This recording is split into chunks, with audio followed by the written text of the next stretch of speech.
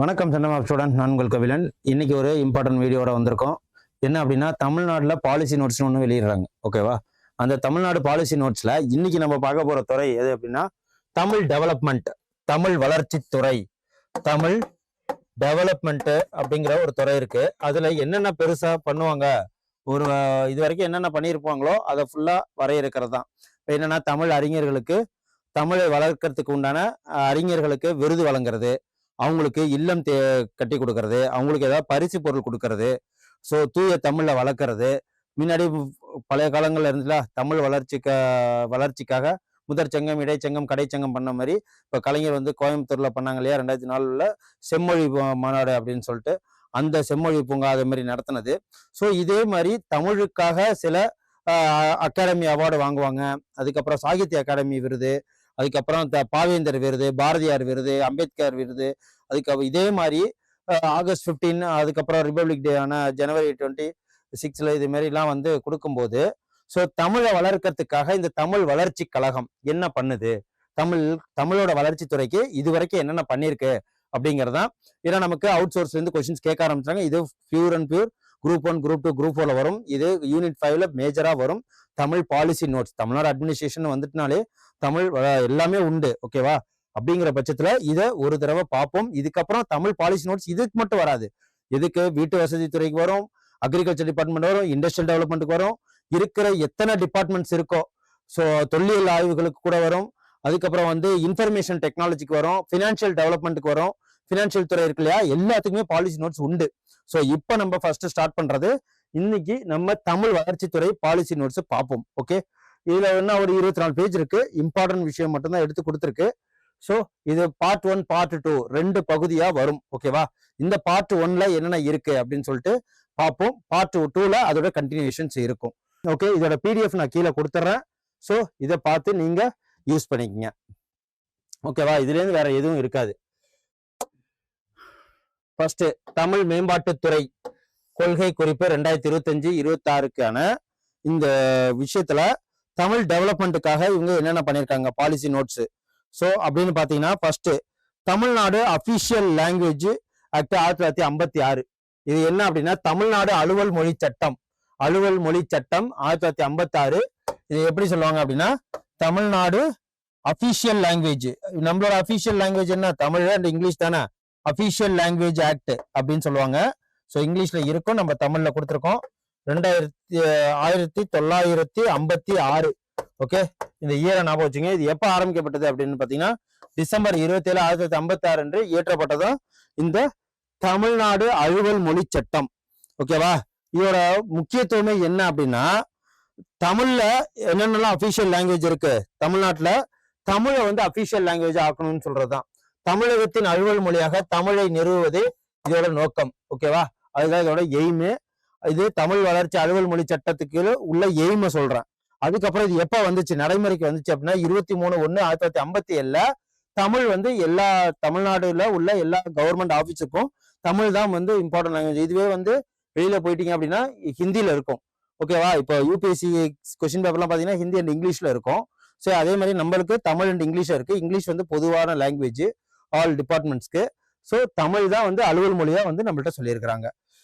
இந்த அரசியலமைப்பின் பிரிவு 345 கீழே இதை ஏற்றுனாங்க. ஓகேவா? எப்ப என்ன இது ஆர்டிகல் கேட்பாங்க. ஆர்டிகல் படி, ஆர்டிகல் லாங்குவேஜ் இருக்கு இல்லையா, ஆர்டிகல் 345.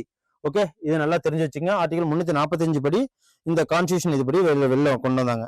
இதோட முக்கியத்துவமே என்ன அப்படின்னா, நம்மளோட தாய்மொழியை தமிழை வந்து வளர்க்கறதுக்காக தான். ஓகேவா? அரசாங்கத்தின் அனைத்து துறைகள் மற்றும் வாரியங்கள், நிறுவனங்கள், தன்னாட்சி நிறுவனங்கள் ஆகியவற்றில் அனைத்து நடவடிக்கைகளுமே நமது தாய்மொழியான தமிழை பயன்படுத்துதல் முக்கியமாக சொல்லப்பட்டது. ஓகேவா? தமிழை பயன்படுத்தணும். இதுல நம்ம ஞாபகம் வச்சுக்க வேண்டியது, ஆர்டிகல் 345 23/1/1957 இருந்து தமிழ் தான் வந்து அலுவல் மொழியாக நடைமுறைக்கு வந்தது. ஃபர்ஸ்ட் சொன்னது டிசம்பர் 27, 1956 அன்று தமிழ் மொழி அலுவல் மொழியா வரணும் அப்படின்னு சொல்லிட்டு இயற்றப்பட்டது. இந்த ஆக்ட் என்ன, தமிழ்நாடு அபிஷியல் லாங்குவேஜ் ஆக்ட் 1956. இதை தெரிஞ்சு வச்சுக்கோங்க. அடுத்து போயிடலாமா? ஸோ நெக்ஸ்ட் என்ன அப்படின்னா, இந்த தமிழ் வளர்ச்சி துறையில இது என்ன அப்படின்னா, அபிஷியல் லாங்குவேஜ் ஆக்ட் வீக். ஓகேவா. அபிஷியல் லாங்குவேஜ்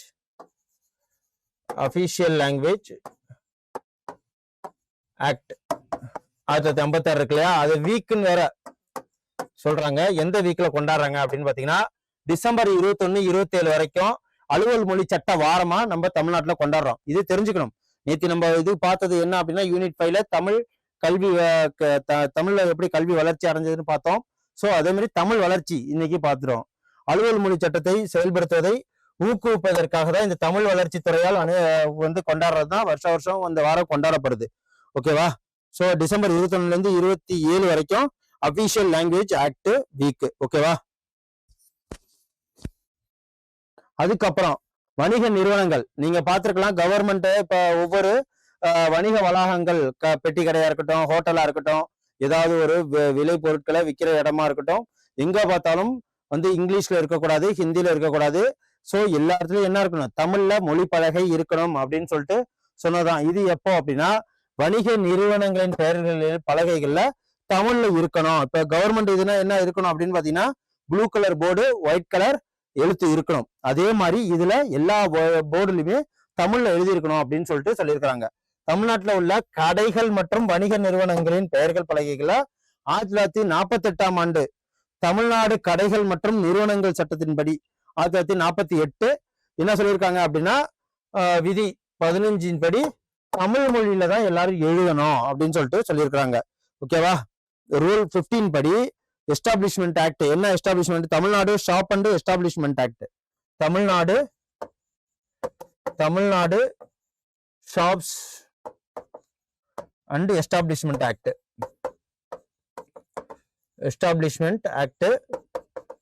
1948 படி தமிழ்ல தான் எல்லாமே இருக்கணும். அதுக்கப்புறம் எங்கெங்கெல்லாம் வந்து சொல்லியிருக்காங்க அப்படின்னு பாத்தீங்கன்னா உணவு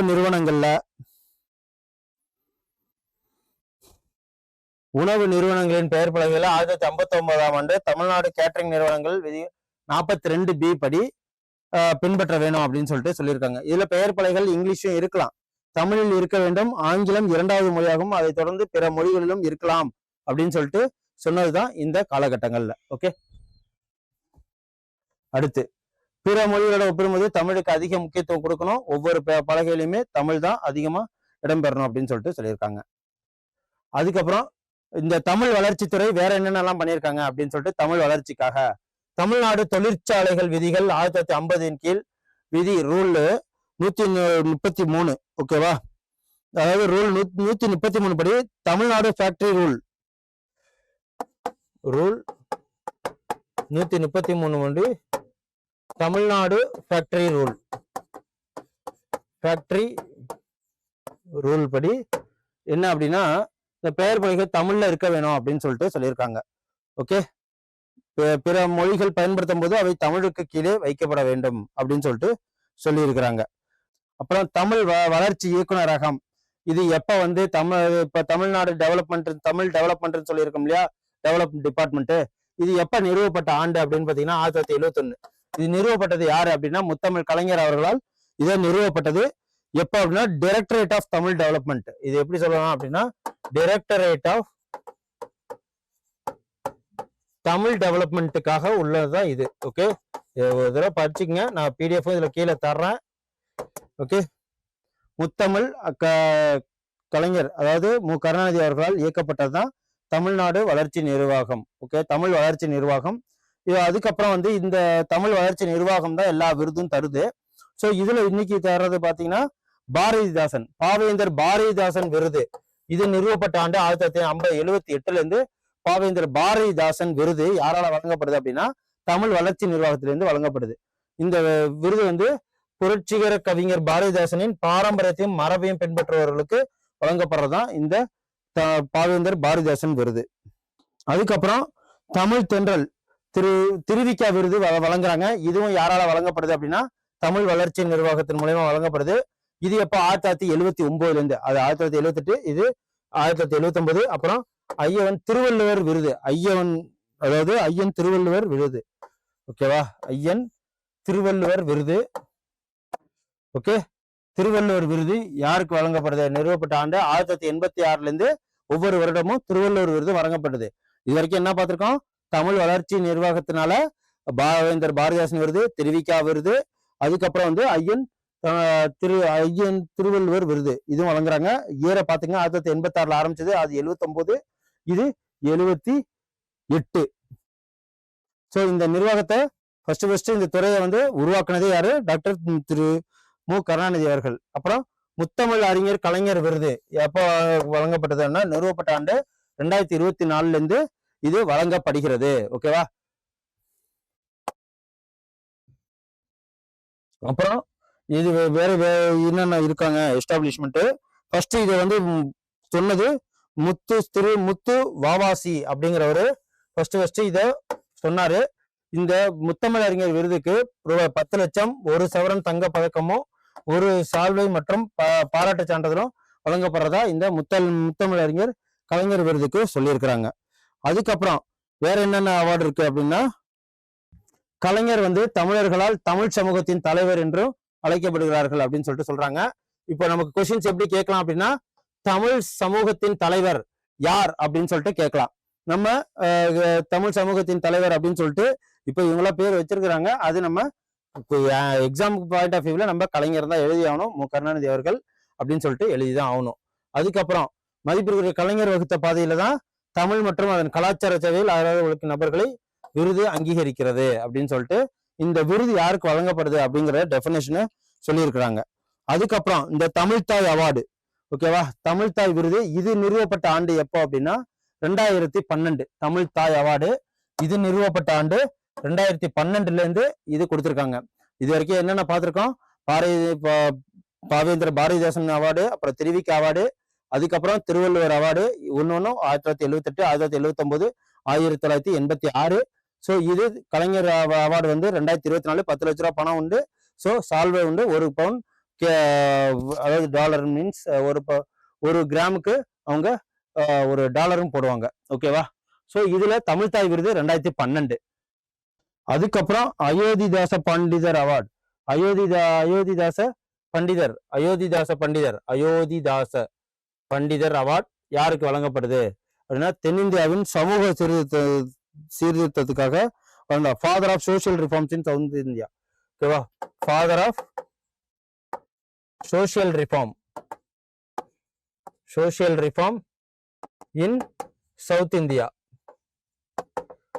father of social reform in south India அழைக்கிறவர் யார் அப்படின்னா அயோத்திதாச பண்டிதர். இவர் வந்து எதுக்காக கொடுக்குறாங்க இவருக்கு அப்படின்னு பாத்தீங்கன்னா, இவர் வந்து எடிட்டர் ஆஃப் திராவிட பாண்டியன் மற்றும் 1 பைசா தமிழன். இவர் தான் வந்து இந்த பத்திரிகைகளோட ஆசிரியர். எதோட அப்படின்னா திராவிட பாண்டியன்கிற பத்திரிகைக்கும் 1 பைசா தமிழன். இப்போ 1 பைசா தமிழன், திராவிட பாண்டியன் இதோட ஆசிரியர் யார் அப்படின்னு சொல்லிட்டு கேட்டாங்கன்னா அயோத்திதாச பண்டிதர். இவர் வந்து father of social reform in south India அப்படின்னு சொல்லிட்டு சொல்லுவாங்க. ஓகேவா? ஸோ இது மட்டும் பாத்துக்குங்க. அதுக்கப்புறம் சிபி ஆதித்தனார். இவர் யாரு? சிபி ஆதித்தனார் அப்படின்னு பாத்தீங்கன்னா இப்ப இருக்கிற தினத்தந்தி ஆபீஸ் இவரோட தான். ஸோ இந்த சிபி ஆதித்தனார் இவர் வந்து என்னன்னு சொல்லுவாங்க, ஃபாதர் ஆஃப் தமிழ் ஜேர்னலிசம் அப்படின்னு, தமிழ் இதழின் தந்தை, ஃபாதர் ஆஃப் தமிழ் ஜேர்னலிசம்னு சொல்லுவாங்க. ஸோ இவருக்கு என்ன அவார்டு கொடுத்துருக்காங்க அப்படின்னா சிபி ஆதித்தனார் அவார்டும் கொடுத்துருக்காங்க. இவரு தினத்தந்தி நியூஸ் பேப்பரோட நிறுவனர். இவர் தான். இவர் எப்ப தினத்தந்தி நியூஸ் பேப்பரை நிறுவனாங்க அப்படின்னா நவம்பர் 1, 1942 நிறுவனாரு. ஓகேவா? சோ தினத்தந்தியோட நிறுவனர், தினத்தந்தியை நிறுவனது இவர் தான். நிறுவனர் என்ன டேட் அப்படின்னா நவம்பர் 1, 1942 நிறுவனாரு.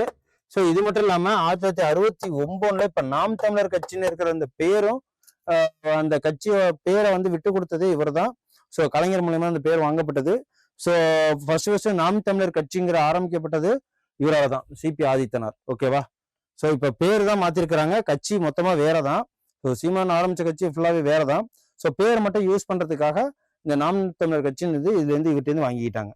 அதுக்கப்புறம் இலக்கிய மாமணி விருது இது எப்ப இது நிறுவனாங்க அப்படின்னு பாத்தீங்கன்னா இது வந்து 2021 எஸ்டாப்ளிஷ் பண்ணாங்க. 2021 இலக்கிய மாமணி விருது.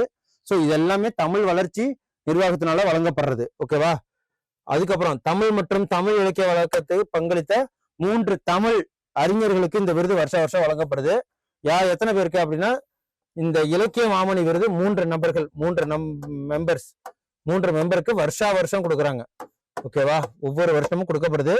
தமிழுக்காகவும் தமிழ் இலக்கிய வளர்ச்சிக்கு அவங்க பங்களிப்பு எந்தங்களுக்கு இருக்கோ வருஷத்துக்கு 3 பேருக்கு வழங்குறாங்க. ஓகேவா? இந்த விருதுக்காக எவ்வளவு ரொக்க பரிசு அப்படின்னு சொல்லிட்டு பாத்தீங்கன்னா 5 லட்ச ரூபாய் ரொக்க பரிசு கொடுக்குறாங்க.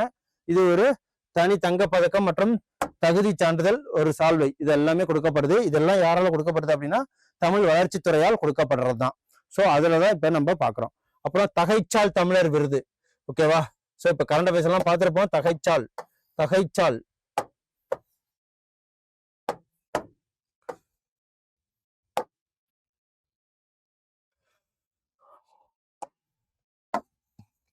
தகைச்சால் தமிழர் விருது.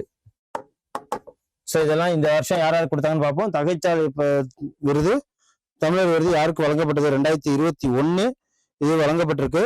இது எதுக்காக வழங்குறாங்க அப்படின்னா, ஒவ்வொரு வருஷமும் ஸோ இந்த விருது தமிழ்நாட்டுக்கு, தமிழ் சமூகத்திற்கும் குறிப்பிட்ட பங்களிப்பை செய்யறவங்களுக்கு ஆண்டுதோறும் வழங்கப்படுற விருது தான் தமிழ் தகைச்சால் விருது. இது தமிழோட மக்கள் முன்னேற்றத்திற்கும் தமிழ் வளர்ச்சிக்கும், தமிழோட லாங்குவேஜ் வளர்ச்சிக்கும் மேம்பாட்டுக்கும் பெரும் உதவியாளர்களுக்கு வழங்கப்படுது. ஸோ இது 2021 முதல் 23 வரை இந்த விருது பொதுத்துறை மூலம் வழங்கப்பட்டிருக்கு. ஜெனரல் இதுல 2024 முதல் இந்த விருது தமிழ் வளர்ச்சித்துறை மூலம் வழங்கப்பட்டிருக்கு. ஓகேவா? தகைச்சால் விருது. ஸோ இப்ப புரியுதா எதுக்காக தமிழ் வளர்ச்சித்துறை இன்னைக்கு பாலிசி நோட்ஸ் பாக்குறோன்ட்டு? ஸோ இவ்வளவுதான். இதோட செயல்பாடுகளை என்ன, இதுக்கு எவ்வளவு பரிசு தகைச்சால் விருதுக்கு அப்படின்னு பாத்தீங்கன்னா 10 லட்சம் பாராட்டு சான்றிதழ் வழங்கப்படுது. அதுக்கப்புறம் ஜனவரி 25 தமிழ் மொழி தியாகிகள் தினம். இது இவ்வளவுதான்.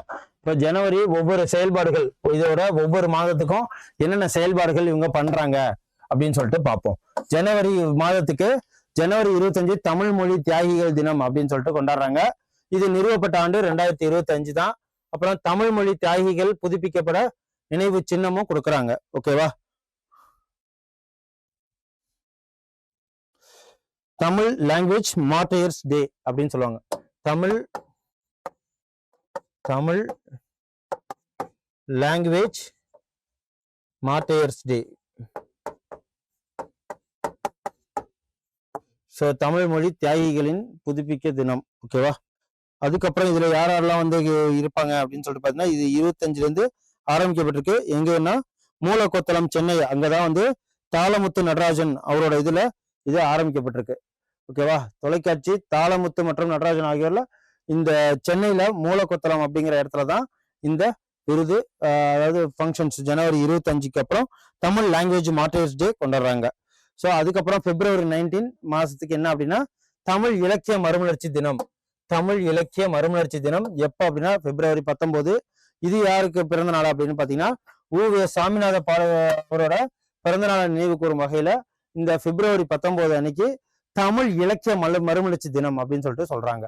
சாமிநாத பாடல்கள், அவர் சாமிநாதன் தமிழ் தாத்தா அப்படின்னு சொல்லிட்டு சொல்லுவாங்க. ஓகேவா? அதுக்கப்புறம் February 21 மாதத்துல என்ன பண்றாங்க அப்படின்னு பாத்தீங்கன்னா சர்வதேச தாய்மொழி தினம். ஓகேவா? February 21 சர்வதேச தாய்மொழி தினம் இது கொண்டாடப்படுது. ஸோ இன்டர்நேஷனல் மதர் டங் டே.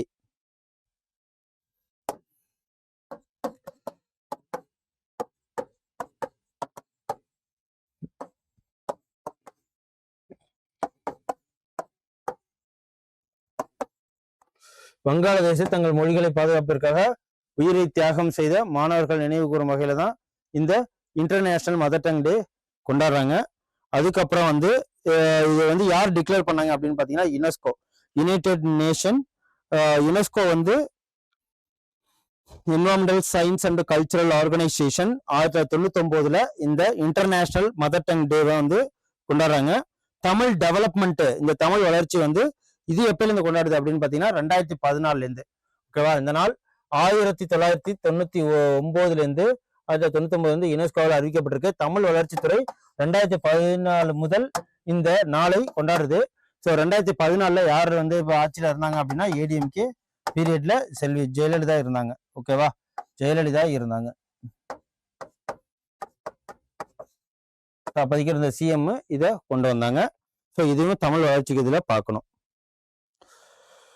அதுக்கப்புறம் ஏப்ரல் 29, அடுத்த மாசம் ஏப்ரல் 29 என்னன்னா தமிழ் கவிஞர்கள் தினம். ஓகேவா? தமிழ் போயட்ஸ் டே. இது என்ன அப்படின்னா ரெவல்யூஷனரி போயட் பாவேந்தர் பாரதிதாசனை பத்தி பாடுறது. ஓகேவா? ஸோ தமிழ் கவிஞர்கள் தினம் எப்பன்னா ஏப்ரல் 29. புரட்சி கவிஞர் பாவேந்திர பாரதிதாசனோட கௌரவிக்கிற அவர் பிறந்தநாள் அன்னைக்கு சொல்றதுதான் இந்த ஏப்ரல் 29 தமிழ் கவிஞர்கள் தினம். அப்புறம் ஜூன் 3 பாரம்பரிய மொழி தினம். ஓகேவா? பாரம்பரிய மொழி தினம்னா என்னன்னா கிளாசிக்கல் லாங்குவேஜ் டே. நம்ம இது கிளாசிக்கல் லாங்குவேஜ் என்னைக்கு அறிவிக்கப்பட்டது அப்படின்னு பாத்தீங்கன்னா 2012-10-2004 அப்போ நம்ம கிளாசிக்கல் லாங்குவேஜா அதாவது மாற்றப்பட்டது. கலைஞர் வேண்டுகோளுக்கு இணங்க இந்த மன்மோகன் சிங் ஆட்சியில தான் இது நடந்திருக்கு, தமிழை செம்மொழியா. ஸோ இந்த நாளை தான் பாரம்பரிய மொழி தினமா ஜூன் 3ஆம் தேதி நம்ம கொண்டாடுறோம். இதே ஜூன் 3ஆம் தேதி என்ன அப்படின்னா கலைஞரோட பிறந்த நாள். ஓகேவா? கலைஞர் பிறந்த நாளும் ஜூன் 3 தான். ஸோ இதையும் பார்த்து வச்சுக்கோங்க. அதுக்கப்புறம் தமிழ்நாடு தினம் ஜூலை 18 தமிழ்நாடு தினம். இது எவ்வளவு ஃபேக்ட்ஸ் இருக்கு பாத்துக்கங்க. ஸோ இந்த பாலிசி நோட்ஸை ரொம்ப கேர்ஃபுல்லா படிச்சுக்கங்க. ஸோ ஜூலை 18 தமிழ்நாடு டே. இது 18/7/2022 நம்ம தமிழ்நாடு தினம் கொண்டாடுறோம். இந்த நாள் 18/7/2022 முதல் கொண்டாடப்படுது. இந்த டேட் எல்லாம் கேட்பாங்க. ஓகேவா? 18/7/2022 ஜூலை மாசம். அதுக்கப்புறம் ஓகே, ஸோ இது வரைக்கும் இந்த பார்ட் 1ல பார்ப்போம். நெக்ஸ்ட் பார்ட் 2ல ஃபுல்லாவே ஒரு ஜிஸ்ட் மாதிரி பார்த்து ஃபுல்லாவே முடிச்சிடறோம். நான் கீழே உங்களுக்கு PDF தரேன். இந்த பாலிசி நோட்ஸை யூஸ் பண்ணீங்க. தமிழ் வளர்ச்சித்துறை பாலிசி நோட்ஸ். நன்றி, வணக்கம். அடுத்து பார்ட் 2ல உங்களை நான் சந்திக்கிறேன். Thank you. Send a map. You dare to dream, we care to accomplish.